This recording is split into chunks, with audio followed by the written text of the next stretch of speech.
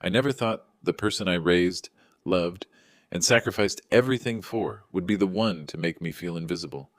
Let me back up a little. My name is Margaret, Maggie to most people, and I'm 63 years old. I worked as a nurse for 37 years, mostly night shifts at St. Abu Michael's Hospital in Boston. My husband, Tom, passed away from cancer when our son, Ethan, was only 12. That was 23 years ago now, but I still remember standing in that hospital room, holding Tom's hand, and promising him I'd take care of our boy, that I'd make sure he had everything he needed. And I kept that promise. God knows I kept it. I worked double shifts to pay for Ethan's private school tuition. I drove him to hockey practice at 5 in the morning, then went straight to work still smelling like the ice rink. I helped him with college applications until 2 a.m., my reading glasses sliding down my nose as we perfected his essays. When he got into Cornell, I cried for an hour in the bathroom before my shift. Tom would have been so proud. I paid for all 4 years, every single semester, the tuition, the room and board, the meal plan, even his fraternity dues. I told myself it was an investment in his future, in our future together as a family, because that's what you do when you're a parent, right? You give everything so your child can have more than you did. After college, Ethan landed a job at a tech startup in San Francisco. He was making good money, really good money, something in product management that I didn't fully understand but was so proud of anyway. He met a woman named Vanessa at work. They started dating, got engaged within 6 months, and were married a year later in Napa Valley. I flew out for the wedding, of course. Helped with the costs, too, even though Vanessa's family had money. Old money, the kind that comes with summer houses and family trusts. I didn't mind. I was just happy Ethan was happy. They bought a gorgeous 4-bedroom house in Palo Alto, one of those modern places with floor-to-ceiling windows and a minimalist aesthetic that made me feel like I'd leave fingerprints on everything. I visited once, maybe twice a year. I could never stay long because of my work schedule, and honestly, I always felt a little out of place there. Vanessa would make these elaborate brunches with ingredients I couldn't pronounce, and her friends would come over and talk about disruption and market penetration while I smiled and nodded, clutching my coffee cup like a lifeline. But then came the phone call that changed everything. It was a Tuesday evening in March. I was just getting home from a particularly brutal shift. We'd lost a patient, a woman about my age, and it had shaken me more than usual.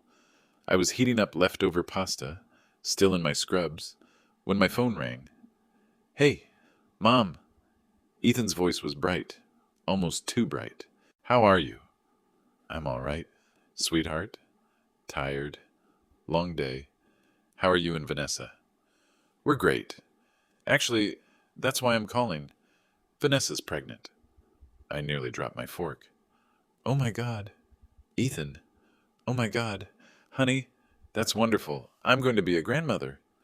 We talked for 20 minutes about due dates and nursery colors and how nervous he was about being a dad. My heart felt so full it could have burst. This was it. This was the next chapter of our little family. I'd be there for him the way I always had been. Then, about a week later, he called again. "So, Mom, Vanessa and I have been talking. We want to take a family vacation before the baby comes. You know, one last big trip before everything changes. We're thinking Europe, France, Italy, maybe Greece." "That sounds amazing, honey. You too deserve it." "Yeah, and we want you to come with us." I felt my chest tighten with emotion. "Really? You want me there?" "Of course, Mom. Your family. It's a family trip." I was so touched I could barely speak.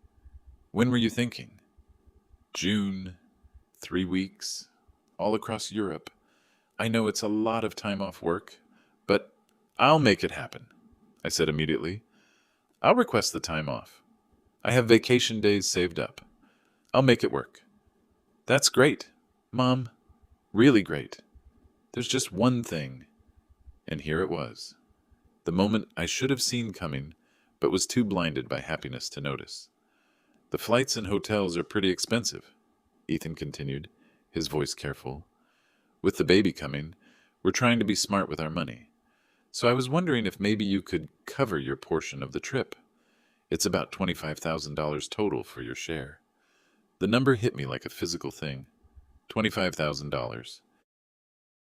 I stood there in my small kitchen, the kitchen where I'd packed Ethan's lunches for 12 years straight, where I'd helped him build baking soda volcanoes for science fair, where I'd eaten dinner alone more nights than I could count, because I was saving money for his future, and I felt something crack inside my chest. But I didn't say any of that.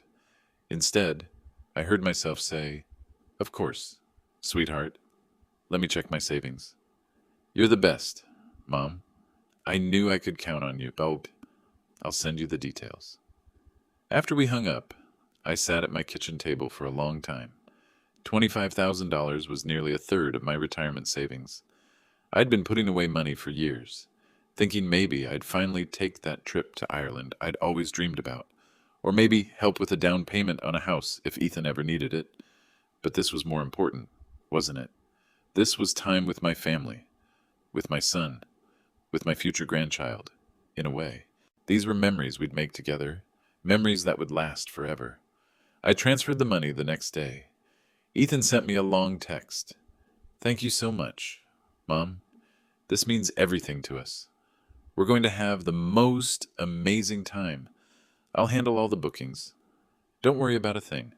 Just pack your bags and get ready for the adventure of a lifetime." I read that message probably 50 times.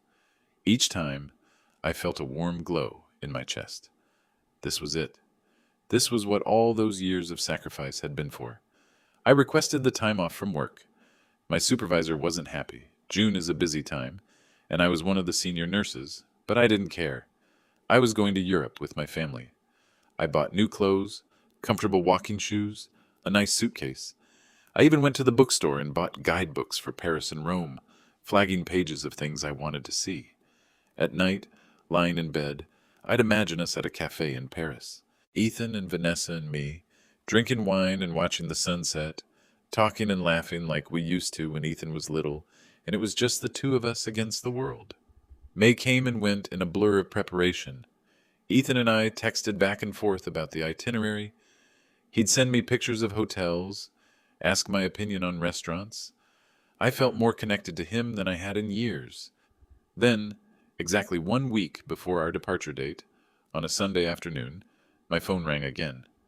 "Hey, Mom." Something in his voice was different. Flat. Distant. "Hi, honey. I'm just finishing up my packing. I can't believe we leave in a week." There was a pause. A long pause. "Yeah, about that. Mom, I need to tell you something." My stomach dropped. "What's wrong? Is Vanessa okay? Is the baby—" No, everyone's fine. It's just, Mom, I forgot to book your ticket." I stood in my bedroom, surrounded by the new clothes I'd bought. The guidebooks spread across my bed, and I felt the world tilt sideways. What? I know. I'm so sorry. It completely slipped my mind. I booked our flights and hotels months ago, but I guess I just forgot to add you to the reservation. And now everything's fully booked. It's peak season, you know. But I gave you $25,000. I know, and we really appreciate that. That went toward the trip expenses, but without a ticket, there's no way for you to come. I'm really sorry. Mom, I couldn't speak. Literally could not form words. The good news is, he continued, and I could hear the relief in his voice that I wasn't yelling, we'll definitely do a family trip another time. Maybe this fall, somewhere closer, and you'll still get to see us when we're back. We'll have tons of photos to show you. Ethan, my voice came out as a whisper. I took 3 weeks off work. I spent money on clothes and I've been planning this for months. I know, Mom, and I feel terrible. But these things happen, right? At least you'll have a nice break at home. You're always saying how tired you are. Now you can rest. Something inside me went very, very quiet. I have to go, I said. Vanessa's calling me for dinner. We'll talk later. Okay? Love you." He hung up. I stood there in the silence of my bedroom, my phone still pressed to my ear, listening to the dial tone. On my dresser was a framed photo of Ethan at his college graduation, his arm around me, both of us beaming. Next to it was the last birthday card he'd sent me, late, ordered from Amazon, with a generic message about appreciating me.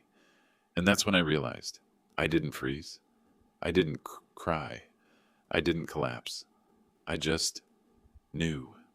This wasn't a mistake. This wasn't forgetting. This was a choice.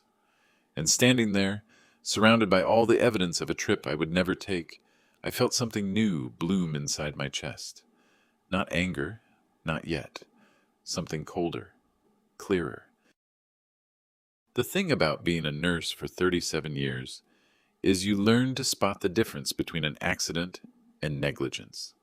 You learn to read what's not being said. You learn to trust your instincts about when something is very, very wrong. And as I looked at that photo of my son, I realized I'd been missing the symptoms for a very long time. This wasn't where my story ended. It was where it finally began. I didn't call him back that night, or the next day, or the day after that. Instead, I sat with the humiliation, the disbelief, the creeping realization that this wasn't just about a forgotten ticket. Let me tell you what $25,000 means to a nurse who worked night shifts for 37 years. It means 4 years of skipping vacations. It means driving a 15-year-old Honda Civic with a broken air conditioner through Boston summers. It means buying store-brand everything, even when the name brand was on sale. It means saying no to dinners with friends because you were too tired, when really you were too broke. It means watching your colleagues retire to Florida or Portugal, or even just a nice condo in the suburbs, while you stayed in your one-bedroom apartment, because every spare dollar went into a college fund, then a Help Ethan Get Started fund, then a wedding contribution fund. $25,000 was supposed to be my Ireland trip, the one Tom and I had planned before he got sick. We were going to go for our 30th anniversary. We never made it. And now it was just gone. Poof. Paid for a trip I wasn't on. I tried to rationalize it. Maybe Ethan really did forget. Maybe with the pregnancy and work stress, it just slipped his mind. These things happen, right? But then I started thinking about the details. Really thinking about them. He'd sent me pictures of hotels, asked my opinion on restaurants. We'd texted about the itinerary for months. How do you forget to book a ticket for someone you're actively planning with? On Wednesday, 3 days after the phone call, my friend Patricia came over. We'd worked together for 20 years before she retired. She found me sitting on my couch, still in my bathrobe at 2 in the afternoon, staring at my guidebook to Paris. "Maggie, honey, what happened?" I told her everything. The whole story spilled out. The money, the trip, the phone call, the forgotten ticket. When I finished, Patricia was quiet for a long moment. Then she said, "Maggie, sweetheart, I need to ask you something. When was the last time Ethan visited you here, in Boston?" I opened my mouth to answer and realized I couldn't remember. When was the last time he called just to check in? Not to ask for something, but just to see how you were doing. Again, silence. When was the last time you felt like a priority in your son's life, not just a solution to a problem? I started crying then, not the gentle, dignified tears of sadness, the ugly, hiccuping sobs of someone who's been holding it together for too long, because Patricia was right. When I really looked at it, really, honestly looked at the pattern, I could see it clearly. Ethan called when he needed money for his security deposit in San Francisco. He called when he wanted help with the wedding costs. He called when he needed someone to store his college furniture while he figured things out. He called for Mother's Day, sure, but it was always brief, distracted, like he was checking a box on a to-do list. But when had he last called just to ask about my day? When had he last asked how I was handling the anniversary of Tom's death? When had he last said, "Mom, you sound tired. What can I do to help?" I couldn't remember because it had never happened. And Vanessa, God, Vanessa. I'd tried so hard to build a relationship with her. I'd bitten my tongue when she made comments about my dated wardrobe or my charming, red small and old, apartment. I'd smiled through her stories about her family's summer house in Martha's Vineyard, their ski trips to Aspen, their intimate wedding with 200 guests. But I was never invited to those family gatherings, never asked to join the ski trips.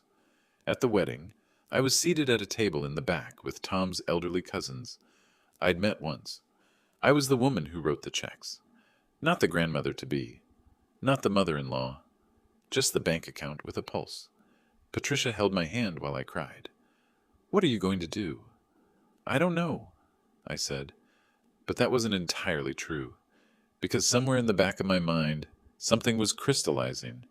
A memory, a conversation.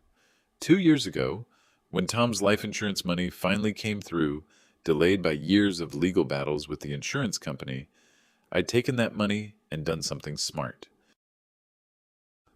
Something Tom's financial advisor brother had suggested before he died. I'd set up accounts for Ethan, a trust fund, technically, that would mature when he turned 35. But I'd also set up something else. A series of credit cards in his name, with me as the primary account holder. They were supposed to be for emergencies, for if he ever needed help. The limit was substantial, $50,000 across 3 cards. I'd given him the cards when he graduated college. Just in case, I'd said. Only for emergencies. He'd used them twice that I knew of. Once for a car repair, which he'd paid back within a month. Once for some furniture when he first moved to San Francisco, which he'd also paid back. But then the payments had started coming out of my account, automatically. And I'd been so busy with work, so tired, so eager to not rock the boat, that I'd just let it happen. I pulled up my banking app on my phone, something I rarely did because it was too depressing to see how little was left. I navigated to the credit card section. The first card, $23, 847.36 balance. The second card, $19, 234.12 balance. The third card, $14, 892.44 balance. Nearly $60,000, charged over the past 3 years. Minimum payments coming out of my checking account every month. Payments I'd been making without really thinking about it, assuming Ethan would pay me back eventually. My hands were shaking as I scrolled through the recent charges. Nobu Palo Alto, $847. Whole Foods, $423. Restoration Hardware, $3. $200. Equinox Gym. Membership, $300 month.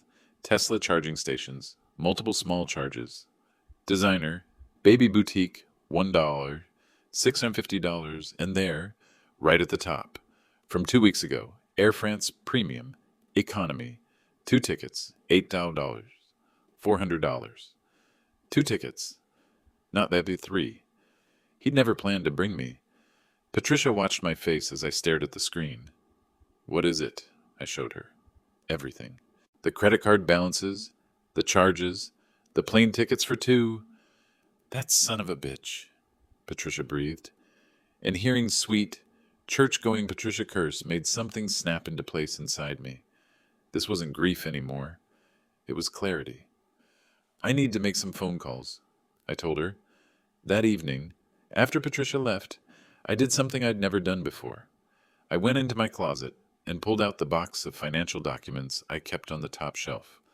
Tom's life insurance information, Ethan's college paperwork, the deed to the small rental property Tom and I had bought 30 years ago in Rhode Island, the one that had been paid off for a decade now, the one that brought in $2, $100 in rent every month. The money I'd been automatically transferring into an account with Ethan's name on it, saving for his future, for the baby's college fund someday. I laid it all out on my kitchen table. Every document, every bank statement, every piece of paper that told the story of my financial life. And I made a list. The credit cards, $58, 1,000 plus, the trip money, $25, $1,000, the rent money I'd been saving for him, approximately $180 over the years, the wedding contribution, $15, $1,000, the security deposits, furniture, loans that were never repaid, roughly $30,000. Conservative estimate, over $300,000, given to my son over the past 12 years. While I worked night shifts with varicose veins and a bad back, eating vending machine dinners, wearing scrubs I'd bought at Target because I couldn't afford the fancy ones. $300,000. And he couldn't book me a plane ticket. I thought about calling him, demanding an explanation, but I knew what would happen. He'd apologize. He'd say it was a mistake. He'd probably even offer to try to find me a ticket, which wouldn't materialize. He'd make me feel guilty for making a big deal out of it. Maybe Vanessa would get on the phone, her voice sticky sweet with condescension. "Maggie, these things happen. We're so stressed with the pregnancy. Surely you understand." And I'd back down because that's what I always did. No, not this time. I looked at the calendar on my kitchen wall. Today was Wednesday. They were leaving for Europe on Sunday, 4 days from now. I picked up my phone and made a call to the credit card company, then another to my bank, then a third to the property management company in Rhode Island. By the time I went to bed that night, my hands had stopped shaking. Friday afternoon, my phone rang. "Ethan." "Mom, hey. So, my credit card isn't working. I tried to buy groceries and it was declined. And the other 2 cards too. Is there some kind of fraud alert on the account?" His voice was annoyed, not concerned that I might be having a problem, annoyed that his convenience was interrupted. "No, sweetheart," I said calmly. "I froze the accounts." Silence. "You... what?" "I froze the credit cards. The ones tied to my account. The ones I've been paying for." "Mom, this isn't funny. We're leaving for Europe in 2 days. I need those cards for the trip." "Then I guess you'll need to use your own cards. The ones connected to your own account." "But, Mom, this is ridiculous. We've been over this. I forgot to book your ticket. It was an honest mistake. You're being petty." That word. Petty. You know what I think is petty, Ethan? Taking $25,000 from your mother for a trip you never intended to bring her on. Charging $60,000 to her credit cards and never paying it back. Treating the woman who raised you alone, who worked double shifts to put you through private school and Ivy League college, like she's a wallet with legs. More silence. Then, "This is about the ticket." "No," I said, and my voice was steady now, cold even. "This is about years of taking me for granted. This is about me finally understanding that I'm not your mother in your eyes. I'm a resource, and I'm done being one." "You're being dramatic. Vanessa is really upset." "Vanessa," I interrupted, "can ask her family for money. I'm sure her parents would be happy to help." "We can't do that. They'd ask questions about why we need it." The truth came out so easily. He couldn't ask his in-laws for money because they'd want to know why a couple making over $300,000 a year combined needed financial help. But he could ask me, because I never asked questions. I just gave. "The cards stay frozen," I said. "The account in Rhode Island is now solely in my name. I've spoken to a lawyer about the trust fund. You'll still get it when you're 35, as planned, but not a day sooner. And you can pay me back the $60,000 on the credit cards on a payment plan if you'd like. I'll have my lawyer send over the paperwork." "You got a lawyer? Mom, are you insane?" "No, honey, I'm awake. Maybe for the first time in decades." I hung up. He called back 17 times that evening. I didn't answer. Vanessa called 4 times, each call progressively more angry. I didn't answer those either. Instead, I poured myself a glass of the expensive wine Patricia had left, the kind I never bought for myself. And I sat on my couch with my laptop. And I booked myself a ticket to Paris. First class, departing Sunday morning. The exact same flight they were on, just a different cabin. It cost $6, $800, a fortune, especially now. But I didn't care. I was going to Europe, by myself, for myself. And if I happened to see them at the airport, well, that would be interesting, wouldn't it? Saturday night, I barely slept. Not because I was anxious, exactly. More like I was vibrating with a kind of energy I hadn't felt in years, maybe decades. I'd packed my suitcase with the new clothes I'd bought, but now they felt different on me. Before, I'd chosen them thinking about what Ethan and Vanessa would find acceptable. Neutral colors, sensible cuts, nothing too flashy. Now, as I refolded them and added them to my luggage, I saw them differently. They were mine. I'd earned them, and I was going to wear them in Paris and Rome and anywhere else I damn well pleased. Patricia had come over that afternoon to see me off. "I'm proud of you," she'd said, squeezing my hand. "Tom would be proud too." That made me cry a little, because she was right. Tom would never have let me shrink myself the way I had. He would have called out Ethan's behavior years ago. But Tom was gone, and I'd been so busy trying to be both parents that I'd forgotten to be myself. "Do you know what you're going to say if you see them at the airport?" Patricia asked. "Not a clue," I admitted. "I guess I'll know when it happens." Or you could just walk past them like the queen you are and say nothing at all. I'd laughed at that. Maybe that's exactly what I'll do. But now, sitting in the back of the Uber at 4 in the morning, heading to Logan International Airport, I wasn't so sure. My phone had been quiet since yesterday evening. Ethan had finally stopped calling. Part of me wondered if they'd figured out a solution. Maybe Vanessa's parents had come through with money, after all. Or maybe they'd put everything on their own credit cards and would deal with the consequences later. Either way, it wasn't my problem anymore. That thought felt revolutionary. It's not my problem anymore. The airport was busy despite the early hour. Families with sleepy children, business travelers speed walking to their gates, couples holding hands and consulting boarding passes. I checked in at the Air France counter, watching as the agent's eyebrows rose slightly when she saw my ticket class. "First class to Paris, Ms. Chen." "Wonderful. You'll be in our premium lounge." "Right this way." The lounge. I'd never been in an airport lounge before. I'd always rushed through security, bought an overpriced sandwich at Dunkin' Donuts, and sat at the gate reading a book to pass the time. But now the agent was handing me a sleek lounge pass and pointing me toward the elevators. The lounge was beautiful, quiet, dimly lit, with floor-to-ceiling windows overlooking the runways. There was a buffet with actual hot food, not just pastries, but eggs, and bacon and fresh fruit. A barista station, comfortable leather chairs, people working on laptops or napping in pods. I felt like I'd stepped into a different world. I made myself a plate. Scrambled eggs, smoked salmon, a croissant that looked almost too pretty to eat, and found a seat by the window. The sun was just starting to rise, painting the sky in shades of pink and gold. I took a bite of the croissant. It was buttery, flaky, perfect. And I started to cry. Not sad tears. Something else. Relief, maybe. Or grief for all the years I'd denied myself even small luxuries like this. Or joy that I was finally doing something just for me. A woman at the next table leaned over, concerned. "Are you all right, honey?" I wiped my eyes and laughed. "Yes. Yes, I'm more than all right. This is just the best croissant I've ever had." She smiled, understanding more than I'd said.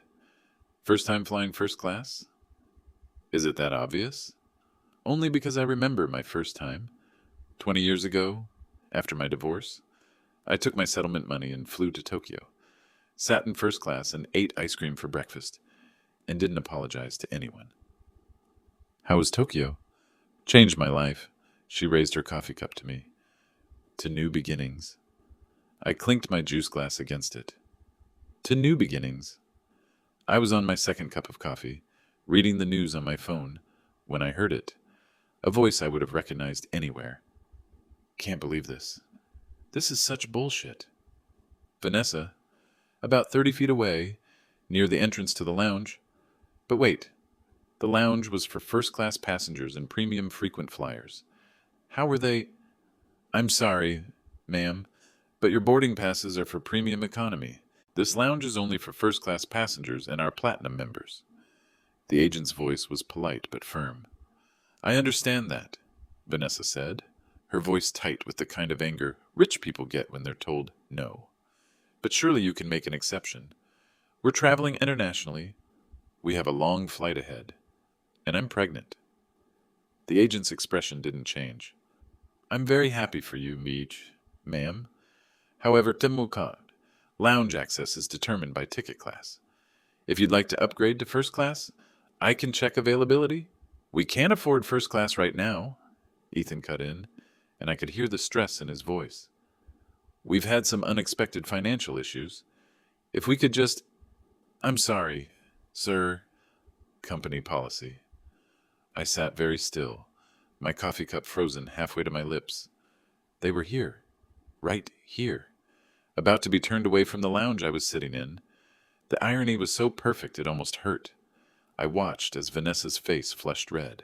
She said something sharp and low to Ethan, who looked like he wanted to melt into the floor. They turned to leave. That's when Vanessa saw me. I watched the recognition flash across her face. Confusion first. What was I doing here? Then understanding as she looked at my table, my lounge access pass, the premium everything around me. Margaret, she said, and her voice could have cut glass. Ethan turned. The color drained from his face. I took a slow sip of my coffee, set it down carefully, and smiled. Hello, Ethan. Vanessa. Heading to Europe? Ethan opened his mouth, closed it, opened it again. Mom, what are you doing here? The same thing you are, sweetheart. Flying to Paris. I decided that since I'd already taken the time off work and bought all these new clothes, I might as well take a trip. Just because you forgot to book my ticket doesn't mean I can't book my own. Vanessa's eyes narrowed. You're on our flight? Same flight, different cabin. I'm in first class. You're in... what was it? Premium economy? I let that hang in the air for a moment. It's supposed to be very nice.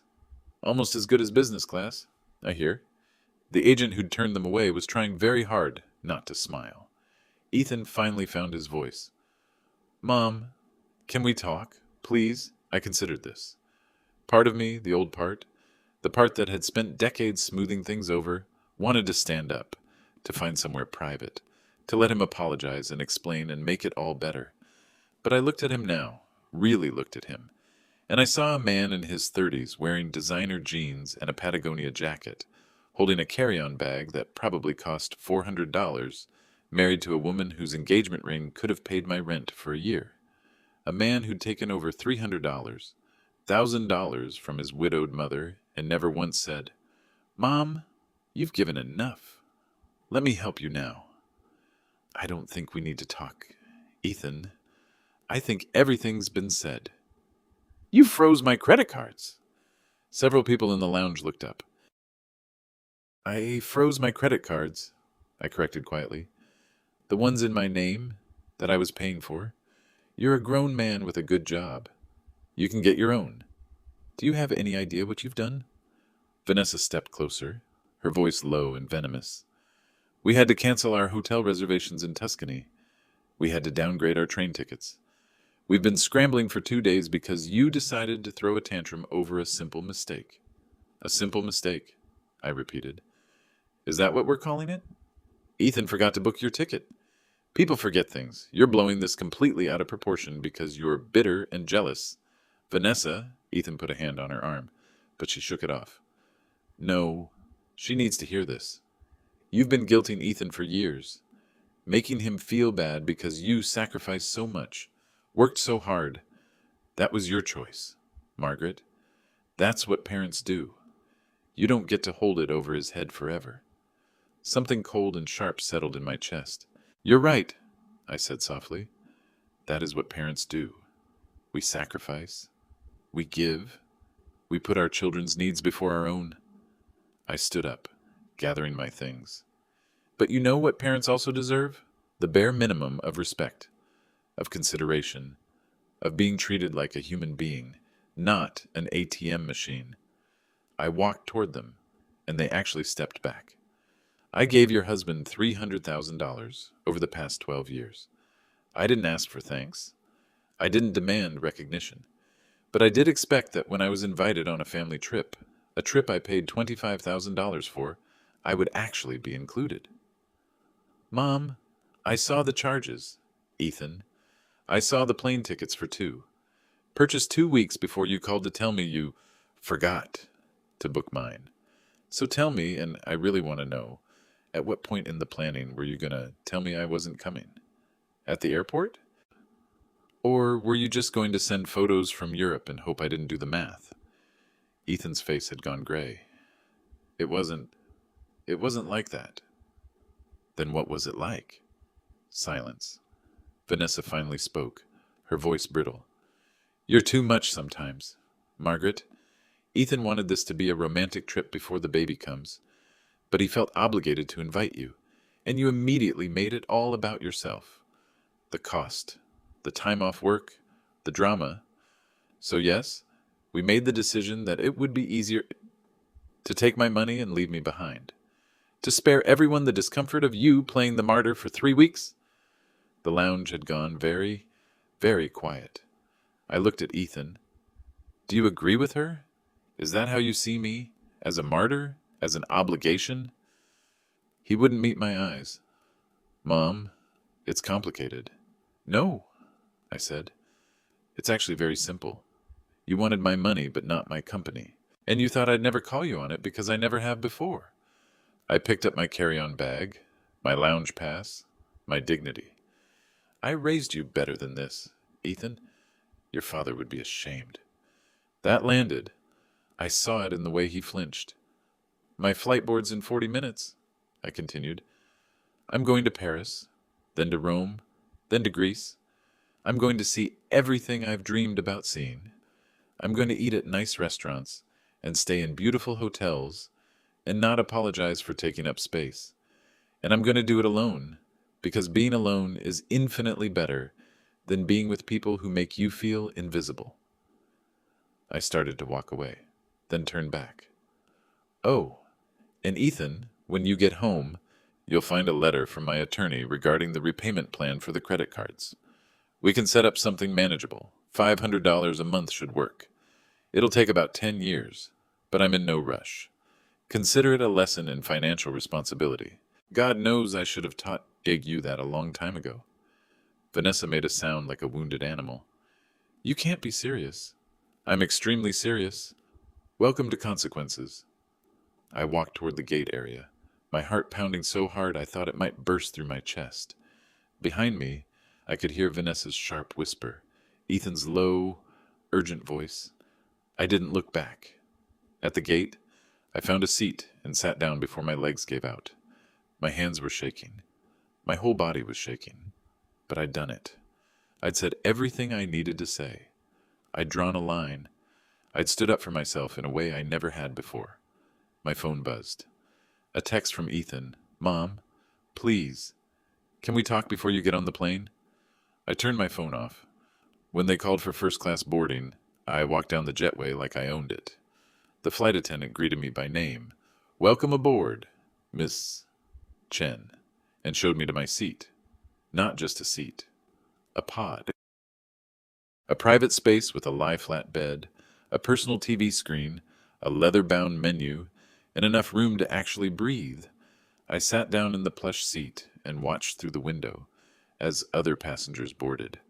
I saw Ethan and Vanessa shuffle past, heading toward the back of the plane. Vanessa was crying. Ethan looked shell-shocked. A tiny part of me, the mother part, the part that had spent 35 years putting him first, wanted to feel guilty. But I didn't. The flight attendant appeared with a tray. Champagne before takeoff. Ms. Chen? I looked at the glass of golden bubbles, at the elegant cabin around me, at the life I was choosing, finally, for myself. Yes, I said. Thank you. As the plane pushed back from the gate, I raised that glass in a private toast. To Tom, who would have told me to do this years ago. To Patricia, who helped me find my spine. To every nurse who ever worked a double shift while rich people complained about inconvenience. And to me, to Margaret Chen, who was done being invisible. The champagne was perfect. The seat was comfortable, and as we lifted into the sky, leaving Boston and all its ghosts behind, I felt something I hadn't felt in longer than I could remember. Free. Paris was a dream, not in the romantic comedy sense, where everything is perfect and magical. I mean, it felt like walking through an actual dream, surreal, vivid, mine in a way nothing had been in years. I checked into a boutique hotel in the 6th arrondissement that Patricia had recommended. It was small but beautiful, with exposed wooden beams and windows that opened onto a quiet courtyard. Nothing like the probably overpriced place Ethan and Vanessa had booked. That first night, jet-lagged and disoriented, I walked to a small bistro around the corner. I sat at a table by the window with a book I'd brought, one I'd been meaning to read for 3 years, and ordered the coq au vin and a glass of red wine. The waiter didn't look at me with pity for dining alone. He just brought my food and left me in peace. The chicken was fall-apart tender. The wine was bold and complex. And I sat there, in Paris, eating dinner by myself, and felt ridiculously, impossibly happy. Over the next 3 days, I walked until my feet hurt. I visited the Musée d'Orsay and stood in front of the Monets until I cried, not because they were sad, but because they were so beautiful and I was actually there, seeing them with my own eyes. I ate pain au chocolat for breakfast. I got lost in the Marais and found a bookshop that had an entire section of English novels. I took a boat down the Seine at sunset, and everywhere I went, I kept my phone off. On the 4th day, I turned it back on. 63 text messages, 21 missed calls, 14 voicemails, most from Ethan, several from Vanessa, 3 from numbers I didn't recognize, and 1 from Patricia. Call me when you can. It's not urgent, but it's interesting. I called her first. Maggie, how's Paris? Patricia, it's incredible. I don't even know how to describe it. Good. You deserve it. Now, do you want to hear the gossip from home, or are you still in your peaceful bubble? I sat down on a bench in the Jardin de Luxembourg, watching children sail toy boats in the fountain. Tell me. Ethan called me. Yesterday. My stomach tightened. What did he want? He wanted me to convince you to be reasonable. Said you were overreacting. Said Vanessa's stressed about the pregnancy and your stunt at the airport made it worse. My stunt. His words. I told him I thought you'd been more than reasonable for 35 years, and maybe it was his turn to practice reasonableness. He didn't like that. I smiled despite myself. What else? He asked if I knew how to reach you in Paris. I told him I didn't. Patricia paused. I also may have mentioned that you'd gone to a lawyer about the money, and that the lawyer was very interested in the fact that Ethan had power of attorney on some of your accounts, and may have used that to transfer funds without explicit permission for each transaction. My heart stopped. Patricia, I know you didn't, but he doesn't know that. Let him sweat a little. I laughed then, a real laugh that startled the woman sitting next to me on the bench. You're a bad influence, I told Patricia. Someone has to be. Now check your voicemails, but maybe wait until you're done with Paris. Some of them are enlightening. After we hung up, I sat there for a long time, watching the boats and the children and the perfect spring day around me. Then I opened my voicemails. The first few from Ethan were variations on a theme. Mom, please call me back. Mom, we need to talk about this. Mom, you're being unreasonable. Then came one from Vanessa. Margaret, this is ridiculous. You're acting like a child. If you were so unhappy with the arrangement, you should have said something instead of being passive-aggressive. This is affecting Ethan's mental health and my pregnancy. I hope you're happy with yourself. I deleted it. The next few messages were more of the same. But then, on the 6th day, yesterday, the tone shifted. Ethan's voice, small and tired. Mom, we're back in the States. The trip it wasn't great. Vanessa and I fought most of the time. We cut it short, actually. Came home a week early. I think we need to talk. Really talk. Not about the money. About everything. I'm sorry I didn't call you more. I'm sorry I made you feel like you didn't matter. You do matter. You're my mom. Please call me back. I listened to it 3 times. Part of me wanted to call him right then, to fix it, to smooth it over, to go back to the easier, for him, dynamic where I gave and he took and we pretended that was love. But I didn't. Instead, I went to dinner. A nice dinner at a restaurant with white tablecloths and a prix-fixe menu that cost more than I usually spent on a week of groceries. I ordered the duck and the tarte tatin and a glass of sauternes with dessert. And I thought about what I wanted, not what Ethan wanted, not what would be easiest, what I wanted. The truth was, I didn't know yet. That scared me and exhilarated me in equal measure.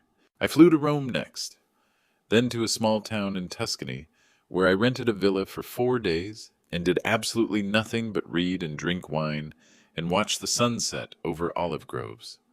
In Florence, I met a group of women on a guided tour, 3 friends from Chicago, all in their 60s, all divorced or widowed, traveling together. They adopted me immediately.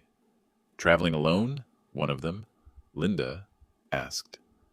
First time, I admitted. How is it? Lonely sometimes. Liberating mostly. She nodded knowingly. Give it another week. The lonely gets smaller. The liberation gets bigger. We had dinner together that night, all 4 of us. They told me their stories. Women who'd spent decades caring for husbands, children, parents, and were now, finally, choosing themselves. One had left a 40-year marriage. One was spending her late husband's life insurance on every damn thing he never let me buy. One had simply decided at 65 that she wanted to see the world before her knees gave out entirely. What's your story? They asked me. I told them. Everything. The money, the trip, the forgotten ticket, the airport confrontation. When I finished it, Linda raised her wine glass. To Margaret Chen, who finally snapped. I didn't snap, I protested. I just woke up. Same thing, honey. Same thing. We exchanged numbers and Instagram handles. Yes, I finally set up an Instagram at 63, and they made me promise to join them in Portugal next spring. I said I would, and I meant it. 2 weeks into my trip, I finally called Ethan back. I was in Greece by then, on a small island called Naxos. I'd rented a scooter, terrifying and thrilling, and driven to a beach on the far side of the island. It was late afternoon, the beach nearly empty, the water impossible shades of blue. I sat on the sand and dialed his number. He answered on the first ring. Mom. Hi, sweetheart. I've been trying to reach you for weeks. I know. I needed time. Silence. Then, where are you? Greece? Naxos? It's beautiful. You're still in Europe? I extended my trip. I'm staying for the full 3 weeks. Maybe longer. More silence. I could hear him processing this. His mother, who'd never taken a vacation longer than 4 days, who'd never been farther than Florida, was island hopping in Greece. Mom, I'm sorry. I'm so sorry. For what, specifically? The question seemed to catch him off guard. For all of it. For not booking your ticket. For taking your money. For making you feel like you didn't matter. Did you mean to do it? Forget the ticket? Another pause. Longer this time. No, he finally said, and his voice cracked. No, I didn't forget. Vanessa, she didn't want you to come. She said it would be awkward, that we needed couple time before the baby. And God, Mom, I went along with it. I told myself it would be easier to just say I forgot. I thought you'd be disappointed, but you'd get over it. I thought I could have it both ways, your money and our trip without you there. There it was, the truth I'd known but needed to hear. Why did you take the money if you didn't want me there? Because we needed it. The house is expensive. Vanessa's parents are helping us, but she doesn't want them to know how much we're struggling. And you'd always helped before, so I assumed. You assumed I'd keep giving forever. Yes. At least he was being honest now. I watched the waves roll in and out. In and out. Steady. Relentless. Beautiful. I can't do this anymore, Ethan, I said quietly. I can't be the person you come to when you need something but ignore the rest of the time. I can't keep sacrificing while you take it all for granted. I know. You're right. I've been a terrible son. You haven't been terrible. You've been thoughtless. There's a difference. I took a breath. I love you. I will always love you. You're my child. But I'm done enabling you. The credit cards stay frozen. You pay me back on the schedule my lawyer sends over, or we go to small claims court. The rental property income goes into my retirement account. And when the baby comes, I'll be a grandmother. But on my terms. Not as a free babysitter or emergency bank account. As family. Real family. I understand. His voice was thick with tears. Do you think you can forgive me? Eventually, maybe. But Ethan, I need you to understand something. Forgiveness doesn't mean going back to how things were. How things were wasn't healthy. For either of us. I know. Do you? Because I enabled this. I taught you that you could treat me this way by never setting boundaries. I taught you that my needs didn't matter by always putting yours first. So I'm sorry too. I'm sorry I didn't raise you to see me as a whole person. He was crying now. I could hear it. I want to do better. Mom, I want to fix this. Then show me. Not with words. With actions. Over time. Consistent actions that prove you see me as a person, not a resource. I will. I promise. Okay. I stood up, brushing sand off my legs. I need to go. I have dinner reservations. In Greece? In Greece? Mom? Yes? I really am sorry. And I'm glad you're there. You deserve to be happy. Those words, finally, cracked something in my chest. Thank you, sweetheart. That means more than you know. After we hung up, I sat back down on the sand and let myself cry.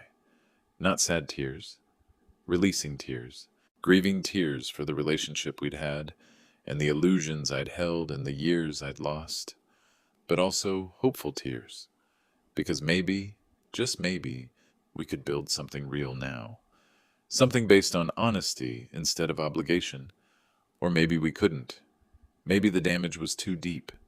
Either way, I'd be okay. That was the revelation. The real one. I'd be okay. The rest of my trip passed in a golden haze. More islands, more beaches, more dinners alone or with newfound friends. I hiked to ancient ruins. I swam in water so clear I could see my toes. I ate octopus and feta and olives, and crusty bread still warm from the oven. And slowly, day by day, I felt myself unfold. It's hard to explain. I'd spent so many years compressed, compacted, made small, fitting myself into the spaces others left for me, being the good mother, the selfless nurse, the person who never complained or demanded or took up too much room. But here, in these ancient places where so many others had lived and loved and died before me, I felt myself expand. Remember who I'd been before grief and duty had whittled me down. I'd been funny once. Tom used to say I could make him laugh until his sides hurt. I'd been adventurous once. I'd wanted to join the Peace Corps before I got pregnant. I'd been creative once. I used to paint, nothing fancy, just watercolors of flowers and landscapes, before nursing school and single motherhood left no time for anything but survival. All of that was still there. Buried, but there. On my last night in Greece, I sat at a taverna on the water and wrote in the journal I'd bought in Paris. I made a list. Things I want to do now that I'm awake. Take a painting class, learn Italian, or at least enough to order food. Visit Patricia's daughter in Colorado, cut my hair short. I've always wanted to. Go dancing. When was the last time I danced? Stop saying yes when I mean no. Stop apologizing for taking up space. Be the grandmother I want to be, not the one I'm told to be. Fall asleep without worrying about money for once. Live like I matter. Because I do. The last item made me cry again. But good crying. Clean crying. My flight home was bittersweet. I loved Greece. Loved this freedom. And I was scared of what would happen when I returned to real life. Would I slip back into old patterns? Would I lose this new sense of self? But as the plane descended into Boston, I looked at my reflection in the dark window and barely recognized the woman looking back. She had color in her cheeks, light in her eyes. She looked younger, somehow, or maybe just more alive. I'd left as Margaret Chen, the tired nurse who gave everything and asked for nothing. I was returning as Maggie, just Maggie. And Maggie didn't take shit from anyone. Patricia picked me up from the airport. "Look at you," she exclaimed, pulling me into a hug. "You're glowing." "I'm jet-lagged and probably dehydrated." "You're happy. I can tell." She wasn't wrong. On the drive home, I told her about Greece, about the women from Chicago, about the phone call with Ethan. "Do you think you'll have a relationship with him?" she asked carefully. "I think we'll try to build one. A real one this time. But I'm not holding my breath. And if he can't show up for me the way I need, then I'll be sad. But I'll survive. That's very healthy. It's terrifying, actually. But I'm done being unhealthy just because it's comfortable." My apartment felt smaller when I got back. Darker, full of old energy. Over the next week, I changed that. I painted the living room a warm butter yellow. I bought new throw pillows in colors Tom would have called too loud, but I loved. I went through my closet and threw out everything that made me feel frumpy or invisible. I hung my watercolors, the ones I'd kept hidden in a box, on the walls. I made an appointment with a financial advisor, a woman Patricia recommended. We sat down and looked at everything, what I had, what I was owed, what I could expect in retirement. "You're in better shape than you think," she told me, "especially if your son makes those payments consistently. And this rental property? Margaret, you could sell this and add a significant amount to your retirement account. Have you considered that?" I hadn't, but I did now. 2 weeks after returning home, I put the Rhode Island property on the market. It sold in 4 days for $380, $1,000. After taxes and fees, I cleared $340, $1,000. I put most of it into retirement accounts and investments, but I kept $50, $1,000 in a separate account. My Living My Life fund. Ethan and Vanessa's baby, my grandson, was born in early September. They named him Thomas, after his grandfather. Ethan called to tell me, "We'd like you to meet him, when you're ready." "I'm ready," I said. I flew to San Francisco the following weekend. I stayed in a hotel. Not with them. I'd learned that boundary, at least. When I walked into their house, Vanessa was different. Softer, somehow. Tired in that new parent way that transcends everything else. "Margaret," she said quietly, "thank you for coming." Of course. Ethan brought the baby down from the nursery. He was tiny, wrinkled, perfect. Dark hair like Tom's. Eyes that would probably be brown like mine. "Mom, meet Thomas," Ethan said, and his voice broke. "Tommy." He placed the baby in my arms, and I felt 35 years of emotion crash over me like a wave. This is what it had all been for. This continuation. This hope. But also, and this was the hard part, this baby wasn't my redemption. He wasn't a fresh start that erased everything that had happened. He was a person, brand new, who deserved grandparents who had a healthy relationship. "He's beautiful," I whispered. Over dinner that night, takeout, because they were too exhausted to cook, we talked. Really talked. Ethan showed me the payment plan he'd set up for the credit cards. $500 a month, automatically withdrawn. "It's tight, but we're managing. We had to cut back on some things." Good, I said simply. Vanessa surprised me. I owe you an apology, Margaret. A real one. I didn't understand. I didn't understand what I was asking Ethan to do, cutting you out like that. I have a mom too, and if someone treated her that way, she shook her head, I'd be furious. I'm sorry.